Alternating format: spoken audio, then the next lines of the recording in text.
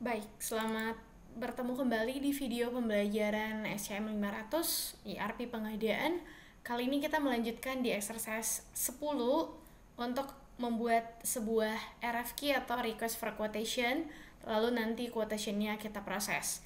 Jika di minggu-minggu kemarin kita membuat transaksi pengadaannya pure dari sebuah PO dengan kondisi vendor noun, kali ini kita mau buat dari sebuah quotation ataupun request for quotation. Quotation itu seperti sesuai dengan namanya, berarti ada penawaran, nanti penawarannya kita proses jadi pengadaan, seperti itu. Nah, di unit ini harapannya Anda akan mempelajari dan mampu mengeksekusi beberapa hal. Yang pertama tentunya adalah create request for quotation untuk master ataupun one time vendor, lalu maintain dan membandingkan quotation yang ada di sistem, sampai kepada Anda berhasil display dan print quotation yang sudah Anda create, dan kalau misalnya tidak mau diproses harus mengirimkan yang namanya rejection letters. Nah, dalam hal ini kita punya sebuah business example, boleh dicek di exercise 10 di halaman 71 di buku exercise-nya, dan memang akan berbeda dengan partisipan handbook. Nah, saya akan membacakan untuk Anda biar Anda memahami secara detail. Di video sebelumnya Anda sudah mempelajari cara menambahkan sebuah material baru, bahkan menyalin dari plan yang sudah ada. Nah, karena saat ini Anda belum tahu nih ceritanya vendornya itu nanti siapa ya, tempat kita belanjanya, terus harga yang termurah itu mana gitu. Kita juga belum tahu, maka kita mulai aja dulu dari sebuah RFQ. Beda dengan PO itu sudah jelas kemarin vendornya siapa. Nah, untuk dapat menghasilkan harga yang paling terbaik gitu ya, harga terbaik dari sebuah pengadaan, kita juga harus merujuk ke beberapa vendor yang sudah ada. Nah, di case kita kali ini, kalau Anda perhatikan, akan diberikan beberapa nama vendor nanti yang akan kita cek, tapi sebagai catatan bagi Anda, di sini panduannya adalah tetap dari Excel kita, dimana untuk exercise 10, 11, dan seterusnya kita menggunakan TK 500BB pagar-pagar sesuaikan dengan data Anda, dan untuk materialnya di TM 500BB pagar-pagar yang tadi sudah kita salin seperti itu. Nah, di sini kita diminta untuk buatin sebuah request for quotation dengan kuantitinya itu 100 piece dengan material TM 500BB tadi ke 3 vendor berbeda. Jadi misalnya saya pengen mesen buku nih, tapi saya nggak tahu buku yang murah itu di mana, atau yang paling sederhana deh, universitas kita ingin membeli kertas dengan jumlah misalnya 100 rim. Nah, dari 3 toko mana ya yang kasih penawaran termurah? Nah, kita belum tahu, kita susun itu dalam banyak request for quotation, nanti kita akan lihat mana yang akhirnya memberikan penawaran termurah, seperti itu. Nah, ada hintnya, if you create a purchase order with reference to a quotation, you can freely select the plan. Jadi plannya bebas, dan dalam hal ini jika plannya sudah ditentukan di dalam RFQ item, maka kita bisa memesan dari plan tersebut, seperti itu, hanya dari plan tersebut. Jadi kalau memang dikosongkan, kalau sudah diisi, ya nanti kita akan memesan dari plan tersebut.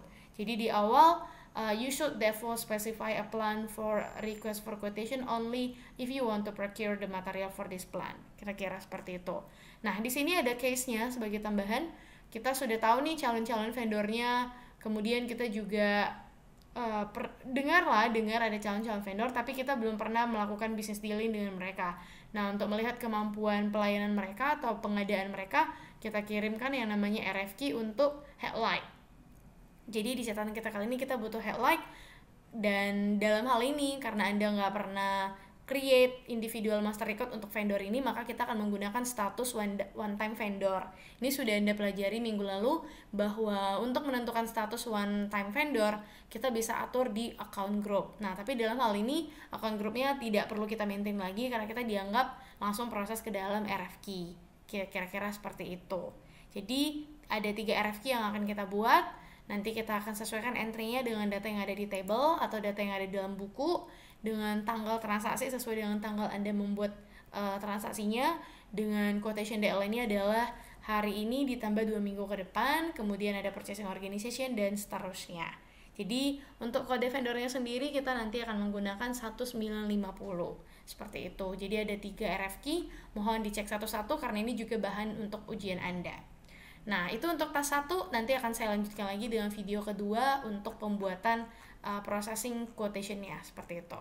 Saya pandu untuk solution 10-nya, saya pandu untuk Anda mengakses solution 10 untuk membuat sebuah quotation, dalam hal ini adalah 3 ya, lebih tepatnya ya. Oke, silakan dicek kembali ke SAP Easy Access dari SAP menu, kita boleh berpindah, masih tetap di logistik sebenarnya, tapi nanti akan beda menu. Logistics, kemudian materials management, masih di purchasing, jika kemarin kita beradanya di purchase order MA21N di create, maka sekarang kita pindah ke request for quotation-nya. Oke, jadi perhatikan ya, dari purchasing, dalam hal ini kita tidak berada di create-nya, kita akan masuk ke dalam request for quotation. Jadi tolong bagian ini atau menu ini di keep, karena ini nanti bakalan menjadi kisi-kisi UTS Anda. Baik. Pilih request for quotation. Untuk create sebuah RF key atau quotation, kita menggunakan tikot ME41. ME41 untuk request for quotation. Nah, di sini akan ada isian-isian default, teman-teman. Kalau Anda perhatikan secara default dia akan punya yang namanya kode atau tipe. Tipe ini kalau Anda perhatikan di sini AN itu adalah RF key, AB itu adalah request for GP bit. Ini kita saat ini bukan mau ngebidding ya, tapi kita buatnya itu RF key. Jadi tipenya otomatis AN, seperti itu. Baik, sampai di sini kalau Anda perhatikan request for quotation date-nya itu akan ngebaca tanggal transaksi hari ini. Jadi kapanpun Anda membuat transaksi, selalu perhatikan tanggal request for quotation-nya, karena nanti biasanya juga ini menjadi acuan kapan sih si vendor akan memproses dan segala macamnya, seperti itu. Oke, kemudian ada deadline-nya, ada validity period-nya. Jadi kalau misalnya kita nawarnya Januari, mau dipanjang-panjangin sampai Desember kan nggak masuk akal gitu ya. Jadi kita harus punya yang namanya tanggal deadline. Dalam case kita kali ini, kalau saya kebetulan transaksinya saya buat di 27 Maret. Jadi kalau dari buku kita mintanya 2 minggu ke depan, mungkin saya bisa setnya itu di tanggal 10 misalnya, 10 April, atau Anda bisa menyesuaikan sebenarnya sesuai dengan kebutuhan, tapi saya pengennya itu tambah 2 minggu ke depan. Jadi kalau di case kamu butuh lebih dari 3 minggu atau 1 bulan, ya silakan saja, intinya lewat dari tanggal tersebut, maka quotation-nya nggak berlaku lagi, seperti itu. Nah, saya contohkan dalam hal ini adalah tanggal 10 April 2023, dan perhatikan di sini, bagian yang penting di initial screen untuk diisikan adalah tanggal RF key-nya, quotation deadline-nya, sama purchasing organization. Karena kalau nggak ada purchasing organization, kita bingung juga siapa yang akan memproses, seperti itu ya. Dalam hal ini masih sama, di T pagar-pagar sesuai dengan nomor urut Anda masing-masing. Dan dalam hal ini, kalau ada hal-hal yang berhubungan dengan item kategori, delivery date, plan, dan segala macam, di request itu juga boleh diisi. Nah, khusus untuk bagian kita diminta untuk nandai kapan sih barang ini harus dikirim seandainya RF key-nya diterima. Nah, dalam hal ini delivery date-nya adalah dari hari ini sampai 1 bulan ke depan. Berarti kalau misalnya dicontohin 1 bulan ke depan, tentunya di tanggal yang sama ya. Current date plus 1 month berarti di tanggal 27 juga. Cuman ini jangan ketukar, 27-nya adalah di 27 April. Ini tanggal saya. Jadi nanti Anda sesuaikan lagi untuk tanggal transaksi Anda masing-masing. Jadi saya buatnya di 27 Maret, maka akan diproses di 27 April bulan depan, paling lama, seperti itu. Atau sesuai dengan kebutuhan dapat di-adjust kembali. Dengan kondisi saat ini plannya itu kita kosongkan dulu, karena ingat tadi catatannya kita belum mau tahu nih kemana akan dimasukkan. Sesuai dengan hint di awal, kamu boleh ingat ya, perhatikan bagian ini. Jika Anda membuat PO dengan reference ke sebuah quotation, kita boleh kosongkan plannya. Ini catatan yang tadi saya sudah highlight di awal. Tapi kalau Anda sudah langsung mengisikan plannya, maka nanti pemesanan sudah otomatis di-assign ke plan tersebut. Itulah sebabnya di catatan kita kali ini, kita kosongkan entry di bagian plannya. Seperti itu. Saya ulang kembali, di RF key date, kemudian di quotation deadline, lalu di purchasing organization-nya kita pakai yang 1000, lalu untuk yang, maaf ini ketukar ya, purchasing organization-nya 1000, dan di purchasing group-nya adalah T pagar-pagar, dan untuk delivery date-nya adalah 1 bulan ke depan. Dengan catatan plan untuk default datanya itu nanti belum diisi, dalam hal ini belum kita ketahui. Kalau sudah, silahkan di-enter atau continue untuk melanjutkan.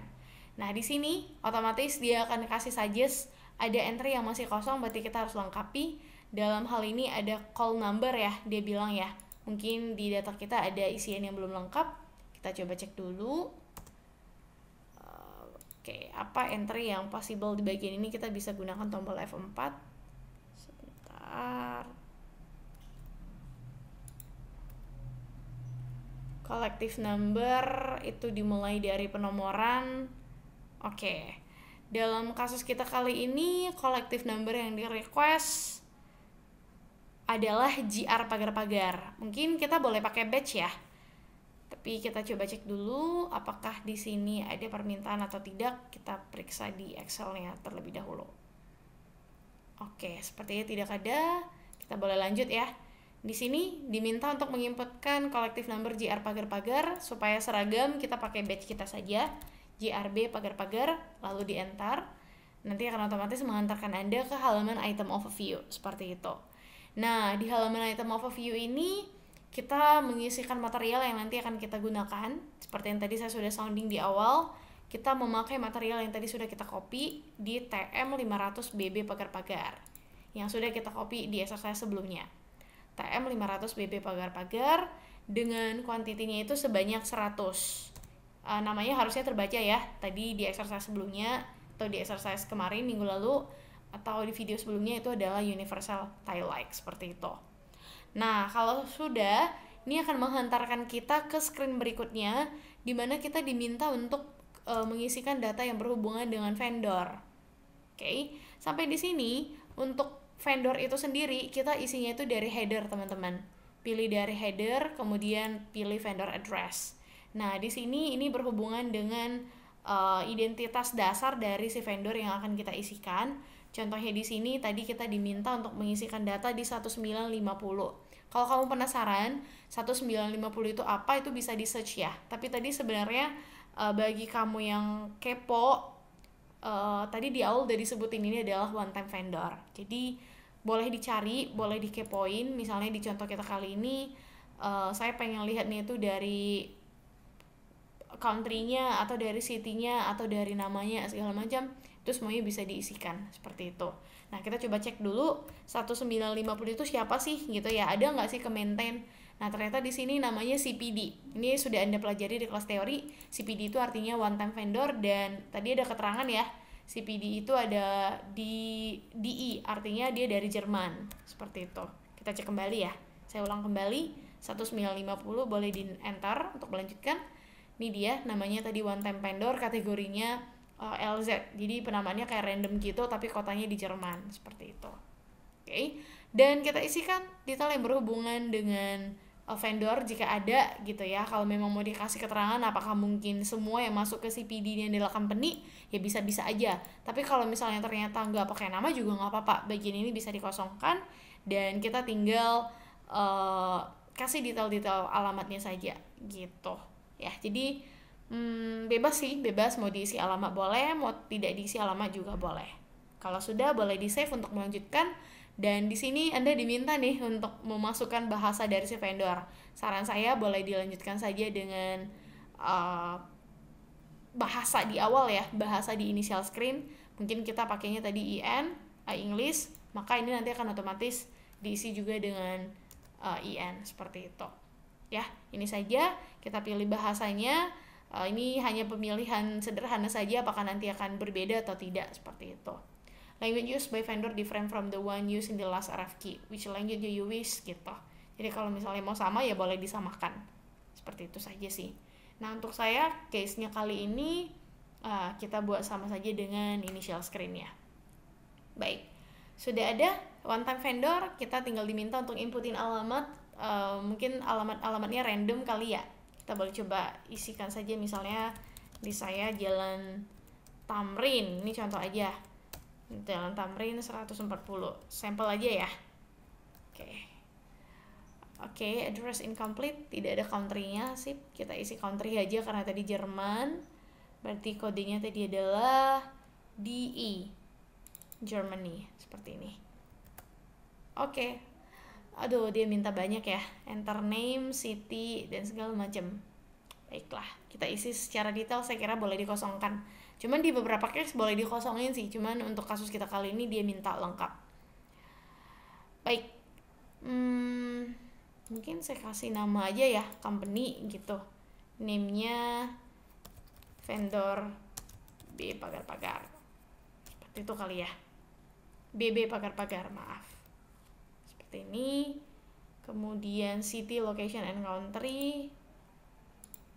City-nya Jerman. Agak aneh sih memang, tapi nggak masalah. Kita coba isi dulu. Oke, sudah ke-create satu nomor. Ini adalah nomor RFQ Anda. RFQ saya maksudnya. Jadi kita tinggal isikan. Dan di depannya itu ada angka 6 di awal. Seperti itu. Nanti nomor ini akan kita pakai seterusnya. Dan untuk menampilkan RFQ dari menu RFQ, silakan nanti Anda keluar dulu ya. Ini kalau sudah selesai, keluar dulu. /n seperti ini. Untuk menampilkan di T-code yang sama. Maksudnya di menu yang sama. Dengan T-code ME43. Saya ulangi, T-code-nya adalah di ME43. Ini kalau mau langsung dari request for quotation. Tapi dalam hal ini kita nggak mau display dari menu itu, kita akan melanjutkan dengan display dan print langsung. Jadi kalau misalnya mau display dari ME43 ya tampilannya seperti ini. Kalau mau di-enter, hasilnya ya begini. Ada 10, item 10, material TM500 BB pagar-pagar, dengan PO quantity 100, delivered yang di request di 27 April, seperti itu, dengan nama vendor one time vendor. Nah ini kalau misalnya tadi mau diganti jadi one time vendor boleh aja ya, dan otomatis kategorinya adalah RFQ, seperti itu, dan deadline-nya adalah di 10 April. Oke, seperti itu. Nah kita abaikan, jadi untuk display saya ulangi di ME43, tapi soal display kita yang kali ini bukan di ME43, melainkan untuk print. Jadi kita mau display dan print RFQ-nya. Caranya adalah saya pandu kembali dari menu logistik, kemudian materials management, lalu di purchasing, masih dari purchasing, kemudian di RFQ quotation, lalu request for quotation. Di sini kita pilihnya itu yang message. Jadi saya yakin Anda sudah pernah kelola bagian ini, masih sama di ME9A. Nah, sekarang kita mau coba lihat issue message-nya gimana gitu ya, secara manual. Nah, berarti kita isikan dokumen number-nya. Sebenarnya kalau tadi Anda sudah menyimpan ya tinggal di copy paste saja, tapi kalau misalnya lanjut transaksinya biasanya akan mengambil transaksi terakhir. Kemudian kita isikan purchasing organization-nya 1000 sesuai dengan data sebelumnya dengan purchasing group di T pagar-pagar. Kalau sudah, silakan di-execute. Nah, ini adalah message-nya. Seperti biasa kita centang, kemudian display. Jika ternyata butuh di print, ya kurang lebih seperti ini tampilan daripada quotation kita. Nah, sampai di sini Anda sudah berhasil melakukan exercise pertama di task pertama untuk solution 10 atau exercise 10. Kira-kira demikian, nanti akan dilanjutkan kembali untuk bagian quotation processing-nya. Terima kasih dan selamat mencoba, jangan sampai tertukar di bagian material hingga isian-isian lain yang relevan di dalamnya. Selamat melanjutkan.